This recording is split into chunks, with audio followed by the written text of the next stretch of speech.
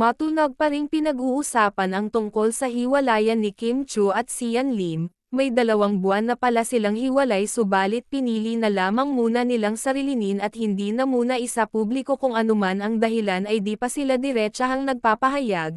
Subalit ilan sa mga netizens ay nakapansin na may ilang araw na daw pabalik-balik si Sian Lim sa bahay ni Kim Chu ngunit di naman daw siya kinakausap. Natauhan na daw kasi si Kim Chu wala na daw silang dapat pang pag-usapan ni Sian.